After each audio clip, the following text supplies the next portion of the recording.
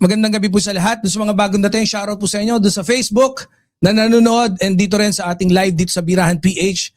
No? Maraming salamat sa inyo para laging suporta. Si Reza, Force, and of course yung ating mga birador and ating mga mandirigma. No?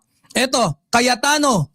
Likens group struggle no Ninoy's racist laban sign ba? Palaban-laban sign pa. Ginamit ang laban ni Ninoy. Yung ganyan, no? Wala na yan. Laos na yan eh. Wala nang ganyan. No? Ginamit yung simbolo ni Ninoy. Mas malalim bang mensahe sa Senado? Tae-tae. Dito the real issue isn't just the laban sign eh. But why Senator Bakla Alay ang Cayetano chooses to compare their current struggle with Ninoy Aquino's opposition fight decades ago? Diba? Ang discussion natin ngayon ay tungkol sa symbolism at political messaging. Dahil sa politika minsan mas mahalaga yung mensahe kaysa sa mismong kilos. Pagkabakla yung galawan, yung kilos, putya, wag na lang. Di ba? Kaya alam nyo mga friends natin dyan, Cayetano said that their Senate group is experiencing a struggle similar to what Ninoy Aquino's faced before. Kaya tinaas na lang niya yung laban sign as a symbol of their stand. Laban daw sila. Hindi naman basta-basta na ginagamit sa Pilipinas yung pangalan ni Ninoy. No? Kapag binanggit mo si Ninoy, hindi ka lang nagkikwento ng history, gumagamit ka ng isang napakataas na political symbol. Kasi we must admit kahit papano, si Ninoy, very controversial yung pagkamatay niyan. Yung iba, tinuturing niya na bayani. As a matter of fact, nandun pa yan yung itsura niya sa isa sa pinakamataas na bill, yung 500, di ba? Sa natin.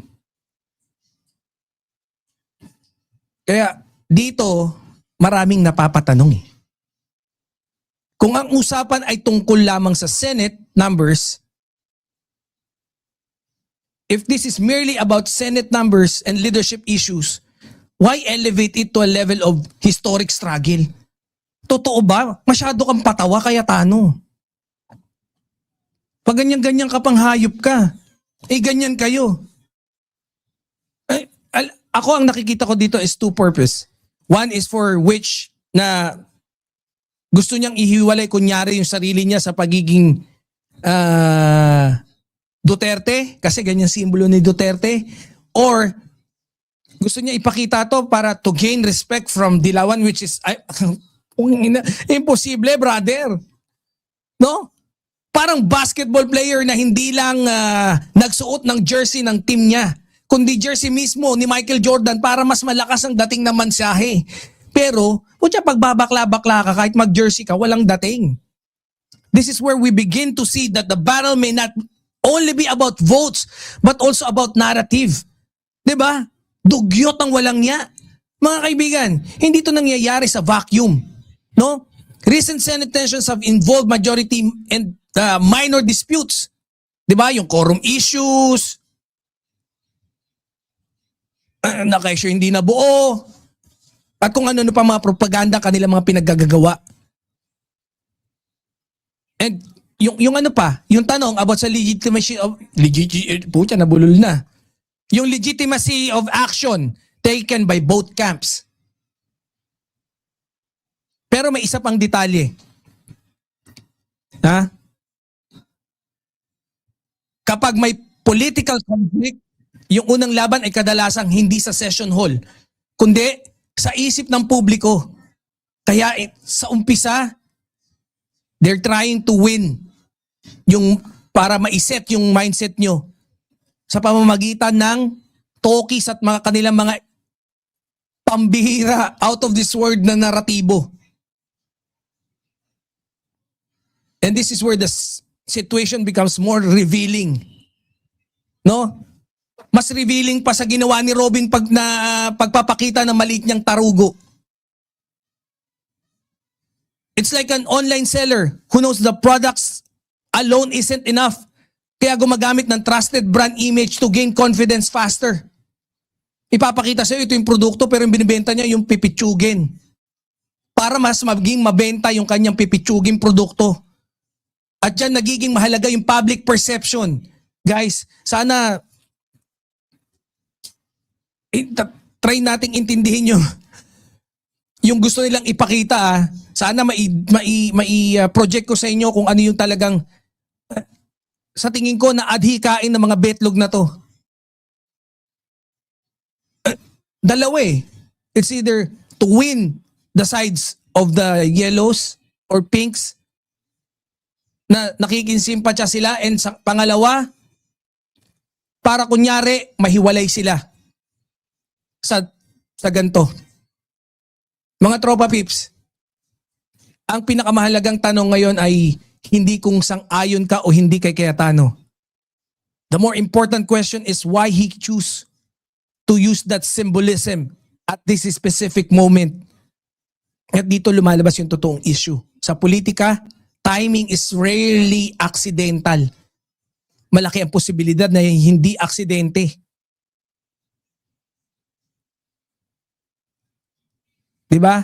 Kapag gusto mong makuha ang atensyon ng publiko, hindi sapat ang simpleng press statement. Kailangan mo ng simbolo na agad maiintindihan ng tao. Pero mas maganda, magladlad ka na lang sana Alan Mas symbolic pa yon, di ba? Parang driver, no? Na bumibisina sa gitna ng traffic. Hindi niya mababago agad ang traffic, pero siguradong mapapalingon niya lahat. Ganun yun, parang ganun. At dito, ang pangunahing realization natin, hindi lang ito usapin ng Senate politics. This is not just about political messaging, symbolism.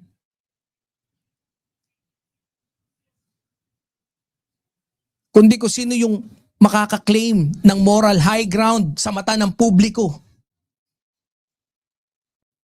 Ang daming pakeme na itong baklita na to, hayop na yan, no? Sakim sa posisyon. Lahat gagawin, kahit kabuktutan. Kaya mga kapatid no, sa dulo ng lahat ng ito, maaaring magkaiba tayo ng mga pananaw, yung bawat kampo. Ngunit isang bagay ang malinaw, kapag nagsimula nang gumamit ng malakas na simbolo ang mga politiko, ibig sabihin, no, desperado na. Ibig sabihin, ang laban ay hindi na lamang tungkol sa posisyon. Ang laban ay tungkol na rin sa kwento na gustong paniwalaan ng taong bayan. Kontrolin ang naratibo. Mag-mindset, hindi lang sa kanilang mga taga-suporta, kundi sa ating pati tayo. Boss Ayu, shout out. Mama Tiniting Tega, shout out. So, guys, ako, kilala naman natin si Alan Peter Cayetano, no? Sa loob lamang ng ilang linggo ng pagiging peking Senate President, naipakita niya na kagad kung gaano siya kagahaman sa posisyon, kung gaano siya kapit tuko, kung gaano siya na kasi hodang mapahamak pati yung mismong Senate institution. Wala siyang pakialam. Basta, he will do everything, no?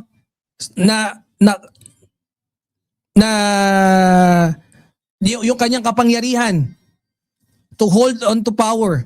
Ganun kakupal tong gagon to. No? Ayop tong... Pero ang bali-balita ko, kung dahil hindi man siya nagsumipot ngayong week na to, next week, maa-aus na talaga siya.